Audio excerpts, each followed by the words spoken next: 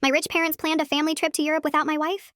My wealthy parents, who own a restaurant chain, refused to invite my waitress wife to our family trip to Tuskanyany after 3 years of marriage because she grew up in a trailer park.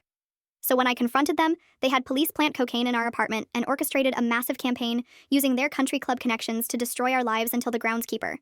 They paid to plant the drugs, testified against them, and they lost everything. My family has always been wealthy and tight-knit. We own a chain of high-end restaurants across 3 states that my grandmother started with one location back in the 70s. Growing up, we spent summers at our beach house in the Hamptons and winters skiing in Aspen. But ever since I married Sarah 3 years ago, something changed. My parents became cold. They started finding reasons why she couldn't make it to family functions. At first, I figured they just needed time to warm up to her. Last month, my mom announced she'd rented a villa in Tuskanyany for the whole family. 3 weeks, all expenses covered, leaving in August. The family group chat exploded with everyone talking about wine tours and cooking classes. I called my mom to thank her and asked which room Sarah and I would have. There was silence.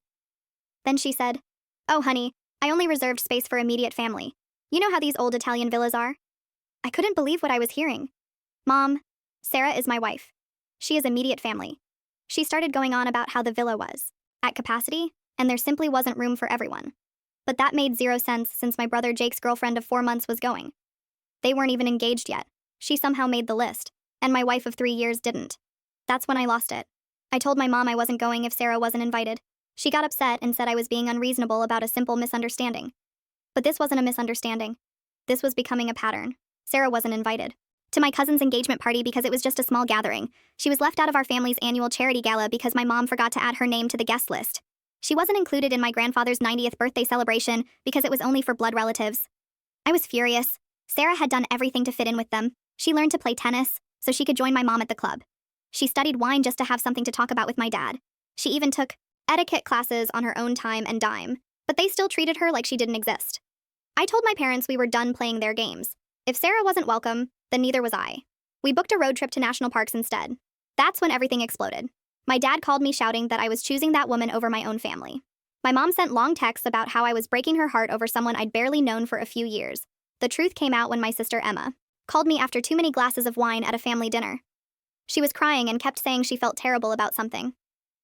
"What are you talking about?" I asked. She hiccuped and said, "It's not about her not being family. It's because she's a waitress who grew up in a trailer park." My heart sank. Emma explained that our parents had been complaining for months about how embarrassed they were that I'd married beneath our status. They were terrified about what their friends at the country club would say. They didn't want grandchildren who might inherit her low-class background. I wanted to throw up. Every excuse about space or guest lists or blood relatives had been covering up their snobbery. The next morning, I drove straight to my parents' house and confronted them. I had Emma on speakerphone repeating what she'd told me. My mom tried to backtrack at first, but eventually my dad admitted they had concerns about compatibility. My mom actually said, "We just wanted better for you than someone who serves food for a living." I exploded. I told them their classism was pathetic and that they'd lost both a son and a daughter-in-law. Sarah and I collected our things from their house and left. We haven't spoken in 8 months. Emma apologized profusely and has been coming to our apartment for dinner.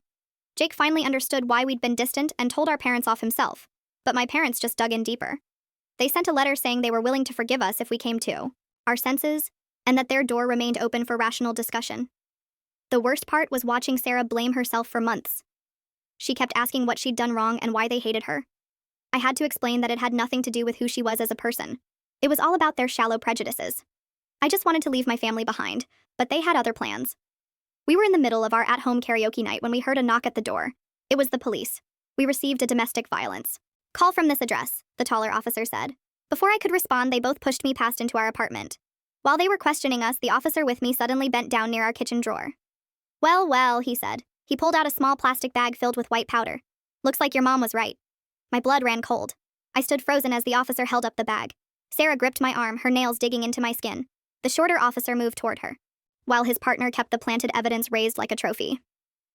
"Both of you hands where we can see them," the taller one commanded. We raised our hands slowly. My mind raced through the implications, the timing, the convenience. My mother's words echoing through the officer's mouth.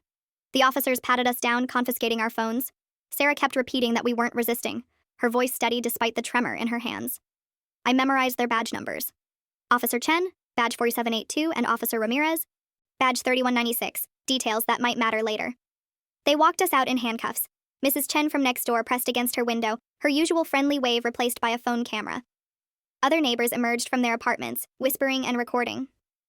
Sarah turned her head toward Mrs. Chen and mouthed something I couldn't catch. At the station, they separated us immediately. The booking process felt surreal. Fingerprints, photographs, the cold metal bench. When the desk sergeant glanced at my paperwork, he paused.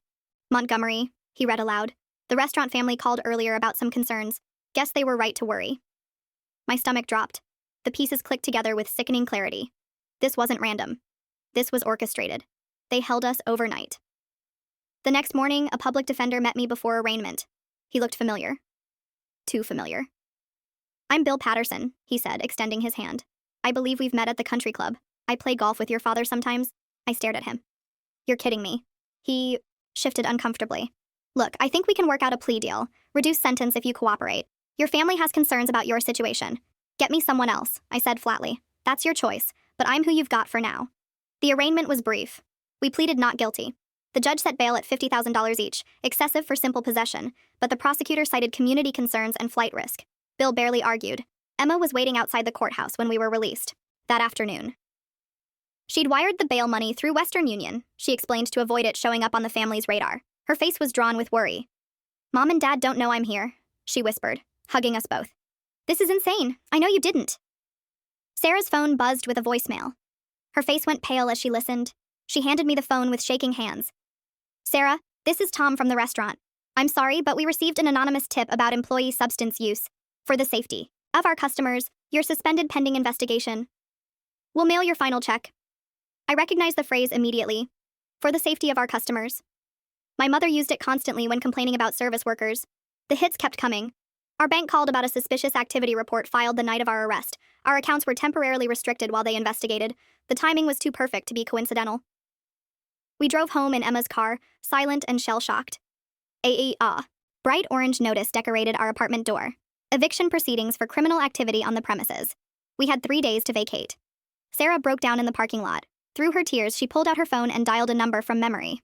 I heard the automated message. The number she'd called was no longer in service. Her mother's old number. Can we stop at her church? Sarah asked quietly. I need to light a candle. She would have wanted us to pray first. As Emma drove us away, from the courthouse, I spotted a familiar Mercedes in the parking lot. My father's car. He'd been there watching. Jake's girlfriend Melissa met us at a coffee shop that evening. She kept glancing over her shoulder as she slid into our booth. Jake wanted to come himself, but she trailed off. His parents threatened to cut him off completely if he helps you. He's torn apart about it. He wants you to know he doesn't believe any of this, but not torn apart enough to actually show up, I said bitterly. Melissa winced. You don't understand the pressure they're putting on everyone. They've made it clear. Anyone who helps you is cut off. We needed a lawyer, a real one. But every affordable attorney in town suddenly had conflicts of interest. The same story each time. My parents had retained them for consultation just long enough to create a conflict just for an hour. One paralegal whispered to me, but that's enough to conflict us out. I'm sorry. The bail bondsman was apologetic, but firm. His daughter worked at one of our family restaurants. Can't bite the hand that feeds us, he said, not meeting my eyes. Sarah's car was impounded as evidence, though the substances were supposedly found in our apartment. The storage fees were $200 per day. Her small savings would be gone within a week. The country club sent a formal letter banning me pending criminal proceedings. There's something really odd about how quickly everything falls apart here. The police showing up right during karaoke night feels awfully convenient, doesn't it? That planted evidence appearing just as the parents' letter talked about rational discussion makes me wonder who exactly made that. Within hours, 3 of my freelance clients canceled our contracts, citing morality clauses I'd never paid attention to. Then came the text from my mother. This could all go away if you come to your senses. Sarah can have a fresh start somewhere else with $50,000. I stared at the message. A bribe. She was actually trying to buy my wife away. Local news picked up the story. Substance arrest rocks Montgomery restaurant empire. They'd somehow gotten details about Sarah's background. Her trailer park childhood featured prominently in the coverage. The article read, like my mother's complaints transcribed. Emma called the next day, panicked. Child services showed up at my house. Someone reported me for exposing my children to substance users. They knew I paid your bail. How did they know that? The surveillance became obvious. The same blue sedan appeared wherever we went. Grocery store, courthouse, Emma's house, a private investigator, not even trying to hide. I discovered our cloud storage had been accessed from an IP address near my parents' house. Our private photos, including our wedding photos with Sarah's family, had been downloaded. Some were marked as evidence in the metadata. Sarah's father called from his AA meeting, his voice shaking. Your mother-in-law's lawyer approached me, offered me $50,000 to sign a statement about your troubled past. I told him to go to hell, but I wanted you to know. We met with a legal aid lawyer who laid out the harsh reality. Without witnesses to the planting of evidence, it would be our word against the police. The system assumed officers acted in good faith. Your parents have essentially weaponized their wealth, she explained. This is economic warfare. She was right. Every avenue of support was being systematically cut off. Every attempt to defend ourselves was blocked. They were strangling us financially while the legal system ground slowly forward. Sarah's work schedule was mysteriously changed to conflict with every legal appointment. Her manager claimed the algorithm made the schedule. But Sarah had never had such conflicts before. Her coworkers began distancing themselves after the owner received a health department complaint about employees. Everyone's hours were cut. We can't all lose our jobs, one single mother told Sarah coldly. Maybe you should think about that. The country club wives started a petition about substance houses destroying property values. Our address was specifically listed. Flyers appeared on every door in our building. My childhood friend, Marcus, now a paralegal, took a huge risk meeting me secretly. He showed me documents proving my parents had hired a jury consultant 3 months before our arrest. This was planned meticulously, he said, looking around nervously. They've been building this for months. The revelation hit me like a physical blow. 3 months of planning. While Sarah and I had been living our lives, my parents had been orchestrating our destruction. Marcus slid another document across the table. The invoice showed payment to a reputation management firm dated 2 weeks before the arrest. I photographed everything with a disposable camera we'd bought with cash. My mother appeared at Sarah's restaurant the following afternoon. She requested Sarah's section specifically, settling into a booth with her book club friends. Sarah had no choice but to serve them, her hands steady as she poured water. Throughout the meal, my mother spoke loudly about protecting family from gold diggers, her voice carrying across the restaurant. When Sarah brought the check, my mother left no tip. Instead, she'd spelled cocaine in sugar packets on the table. Sarah cleaned it up without a word, but I saw her hands shake as she swept the packets into the trash. The psychological warfare intensified. My parents donated $100,000 to the hospital where Sarah's best friend, Catherine, worked as a nurse. Within days, Catherine called Sarah in tears. The hospital administration had made it clear that testifying as a character witness would create a conflict of interest. She couldn't risk her job with 3 kids to support. Then came the cruelest blow. Sarah's ex-boyfriend, Nathan, suddenly appeared as the new assistant manager at our family's flagship restaurant. He posted old photos on social media with captions, "Ow," suggesting their relationship had never really ended.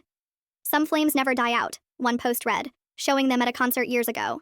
Sarah's etiquette instructor sent an invoice for unpaid services despite Sarah having receipts for every payment.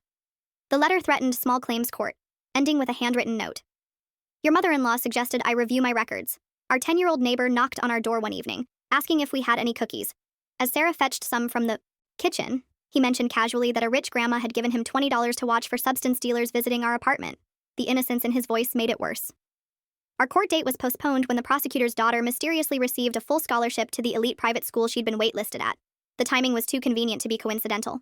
Marcus risked his job again to meet me at a diner outside town. He'd found more evidence of my parents' preparations. They'd hired a jury consultant 3 months before our arrest, someone who specialized in high-stakes family cases. This was planned meticulously, Marcus explained, sliding copies across the table. They've been documenting everything, building a narrative. They even have a media strategy. Sarah's work schedule became a weapon. Every legal appointment, every meeting with our lawyer coincided with shifts she couldn't miss. Her manager claimed the algorithm set the schedule automatically, but Sarah had never had such conflicts before. The pressure on her coworkers intensified. After the restaurant owner received a health department complaint about employees, everyone's hours were cut. The single mothers, the college students, the elderly servers who'd worked there for years. All of them suffered because of us. One coworker cornered Sarah in the break room. "We can't all lose our jobs because of your drama. Maybe you should think about that." My parents arrived at Sarah's father's AA meeting with literature about enabling criminal behavior in adult children. They didn't speak to him directly, but their presence was message enough. He called us afterward, his voice shaking with anger and fear. I liquidated my 401k to pay for legal fees. Within days, my parents petitioned the court, claiming my financial irresponsibility proved our unfitness. "Can't even manage money properly," the filing stated. The country club wives escalated their campaign. The key petition about substance houses destroying property values grew to hundreds of signatures. Our specific address was highlighted in yellow on flyers posted throughout the neighborhood. Jake's girlfriend, Melissa, met me secretly at a park, bringing a recording she'd made at a family dinner. My parents' voices were clear. "We have to save our son from that trailer trash before she breeds. Think of your future grandchildren's bloodline." Sarah applied to other restaurants, trying to escape the toxic environment. Every application was rejected after background checks revealed her ongoing criminal matter. One manager was honest enough to admit, "The Montgomerys are well respected here. I can't take that risk." My college roommate, now working in the district attorney's office, pulled me aside after a pretrial hearing. He looked nervous, checking over his shoulder before speaking. Your parents donated heavily to the DA's campaign. I'm being pressured to make sure this case sticks. The weight of it all was crushing us. We documented everything obsessively while being surveilled, judged, and economically strangled by an entire community turned against us. Emma's courage gave us our first real break. During a family dinner, she noticed our mother had left her phone on the table while getting wine. Emma quickly screenshotted text messages, her hands shaking as she scrolled. One message made her gasp, sent to someone saved as wellness check. It read, "Tomorrow night, 8 p.m. Make it look routine." The timestamp was 30 minutes before our arrest. Emma forwarded everything to herself before deleting the evidence of her snooping. She met us that night pale and shaking. I can't believe they actually did this. I mean, I knew they were cruel, but this Sarah's coworker Jonathan approached us the next day with security footage from the restaurant's parking lot. It showed my mother meeting with a sketchy-looking man the day before our arrest. They talked for several minutes before she handed him something. We tracked down the man's identity through Marcus's connections. He was the country club's former groundskeeper fired for theft years ago. Charges had been mysteriously dropped after what court records called a Montgomery intervention. Jake finally reached out asking to meet at a remote coffee shop. He looked terrible, dark circles under his eyes. His hands shook as he explained that our parents wanted him to testify that we'd used substances at his birthday party. "I've never even seen you drink beer," he said miserably. "They want me to lie under oath. I saw an opportunity. Would you be willing to wear a wire?" Jake's face went pale, but he nodded slowly. "I can't watch them destroy you anymore. Sarah doesn't deserve this." The next family dinner, Jake recorded everything. Our parents coached him carefully on his testimony, correcting details to make it more believable. Our mother's voice was clear. "Remember, you saw them both acting strangely, pupils dilated, erratic behavior."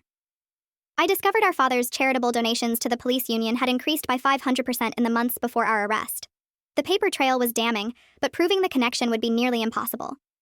The Montgomery family just turned Keeping Up with the Joneses into an Olympic sport where the only event is destroying your son's life. Sugar packet messages and all, because nothing says loving parent like spelling out insults in restaurant condiments. Sarah found a pattern while researching at the library. 3 other restaurant employees had faced similar anonymous tips over the past 5 years. All of them had been dating someone from a higher social class. All cases were dropped after the relationships ended. The restaurant's head chef, protected by his union, finally spoke up. He confirmed our parents had bragged about handling the Sarah problem at a staff meeting. He'd stayed quiet out of fear, but had recorded the conversation on his phone. "I knew this was wrong," he admitted, playing the audio for us. My father's voice boomed. "Sometimes you have to protect your children from their own mistakes."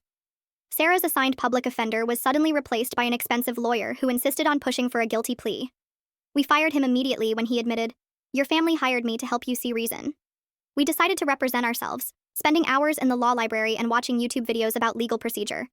The judge warned us about the foolish decision, but we had no choice. My mother orchestrated a new humiliation. She arrived at Sarah's restaurant with her entire book club during the lunch rush, specifically requesting Sarah's section. They ordered elaborately, making special requests and complaints.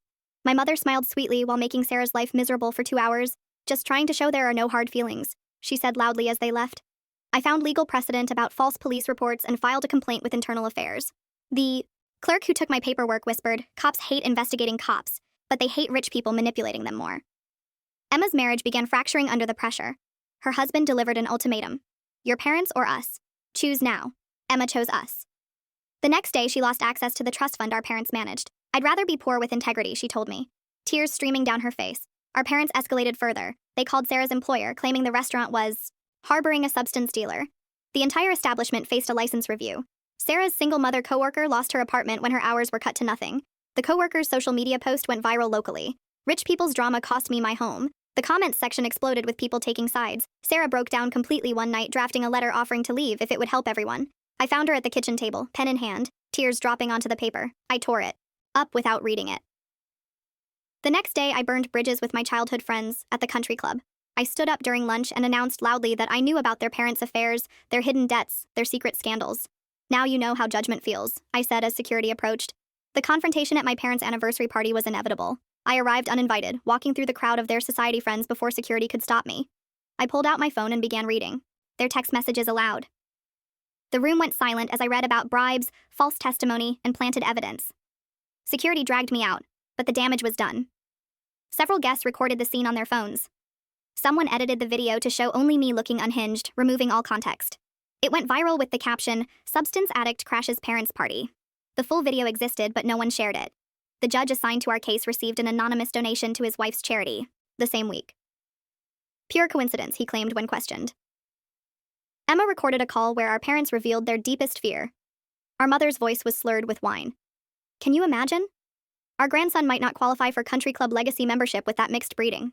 During another drunken confession, she admitted, "Do you know what they said when you married her? That our bloodline was contaminated." Contaminated? I threatened to expose our father's embezzlement from the company, unless they dropped everything.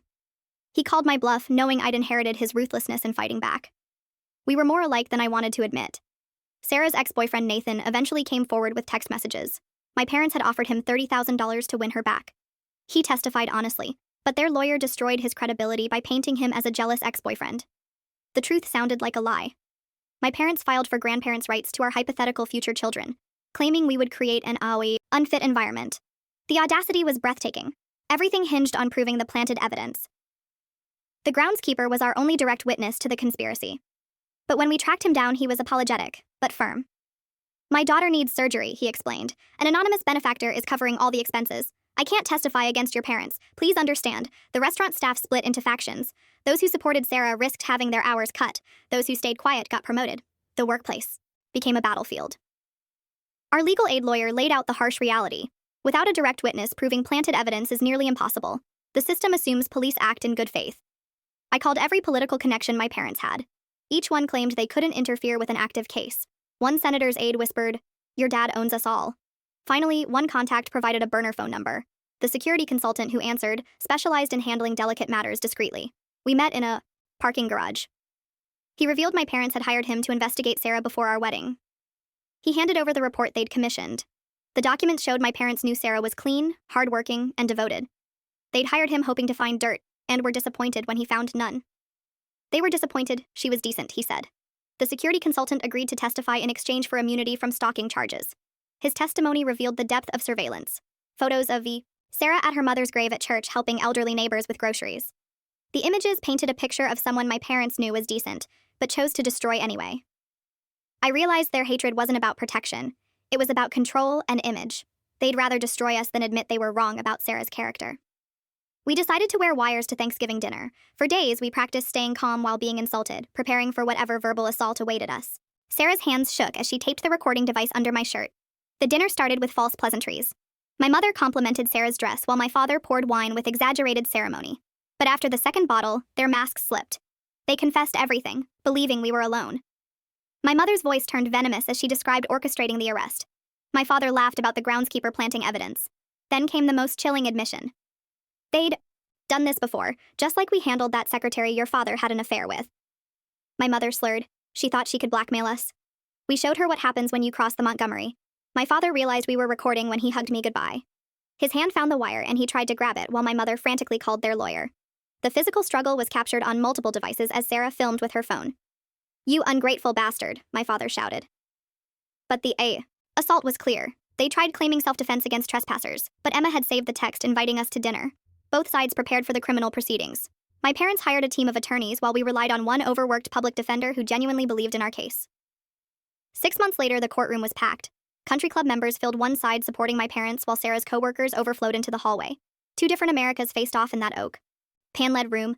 My parents entered in coordinated outfits with their PR handler. Sarah wore the same simple dress from our courthouse wedding 3 years earlier. The contrast was deliberate and powerful. The prosecutor presented evidence methodically while the defense tried creating reasonable doubt about a family misunderstanding blown out of proportion. They painted us as ungrateful children trying to extort money from successful parents. Everything changed when the groundskeeper took a stand. His conscience finally broke when shown his daughter's medical bills. Despite the payoff, he testified about planting the substances at my parents' instruction. "I can't lie to God in this court," he said, his voice breaking. "They paid me to destroy these kids' lives. I'm sorry." The judge ordered an immediate investigation into police corruption. Officers Chen and Ramirez were suspended pending review. The security consultant followed with his testimony, producing invoices showing pre-matrimonial investigation services. "They paid me to find crimes that didn't exist," he explained. "When I couldn't, they decided to create them." A pattern emerged of economic warfare against unsuitable relationships. 3 other families testified about similar experiences, all involving class differences, all ending with anonymous tips and legal troubles that mysteriously disappeared after breakups. My mother finally broke composure on the stand. When pressed about her motivations, she screamed about protecting their bloodline from trailer trash contamination. The jury visibly recoiled at her words. They deliberated for 3 days. The prosecutor eventually offered my parents a plea deal to avoid trial publicity that would destroy what remained of their reputation. Sarah spoke at sentencing about cycles of prejudice. She talked about growing up poor, but proud about her mother teaching her that character mattered more than bank accounts. She even showed compassion for my parents. Prison won't cure their sickness, but accountability might. She said they're still his parents despite everything. My parents received 2 years probation, 500 hours of community service at a homeless shelter, and mandatory counseling for what the judge called classist delusions harmful to society. The country club quietly revoked their membership. Half the town supported the Montgomerys, claiming the punishment was too harsh. The other half distanced themselves, suddenly remembering their own grievances against my family's arrogance. We started a GoFundMe for employees affected by the family drama. It raised $200,000 in a week. The donations came with messages of support from other working-class people who'd faced similar discrimination. Working people supporting working people, Sarah said, reading through the comments with tears in her eyes. The family restaurant chain faced boycotts and discrimination lawsuits from former employees. My parents were forced to sell locations to cover legal fees. Their empire, built on my grandmother's hard work, crumbled under the weight of their prejudice. 18 months after the arrest, our lives had completely transformed. I managed one restaurant bought from my parents' bankruptcy, implementing living wages and treating every employee with respect. Sarah finished her nursing degree funded by community donations from people who believed in second chances. Emma visited monthly despite our parents' ban on contact. Her divorce was finalized, but she said choosing integrity over comfort was worth it. She worked as a teacher now, having lost access to the family money, but gaining something more valuable. Jake slowly rebuilt our relationship away from our parents' influence. He testified truthfully at trial, playing the recordings of our parents coaching him to lie. It cost him his inheritance, but earned him self-respect. Our parents attended court-mandated therapy where they began confronting their prejudices. My father sent one letter admitting that maybe they were wrong about bloodlines mattering more than character. It was a start. That Thanksgiving, our small apartment overflowed with chosen family. Sarah's father, 18 months sober, carved the turkey. Emma's kids played with the children of 3 restaurant employees who'd lost jobs during the chaos. We'd all been casualties of my parents' war, but we'd found something better in the wreckage. Sarah placed her mother's photo on the mantel next to a candle. We weren't wealthy anymore by conventional standards, but sitting at that crowded table, listening to laughter mixing with stories of struggle and survival, I understood real wealth had nothing to do with money or status. It was choosing love over fear, community over conformity, and knowing that character, not bloodlines, determined a person's worth. My parents had lost everything trying to protect their legacy. We'd gained everything by letting theirs go. That crowded little apartment ended up having more real happiness than their fancy mansion ever did. Subscribe for more content and like the video if you can too.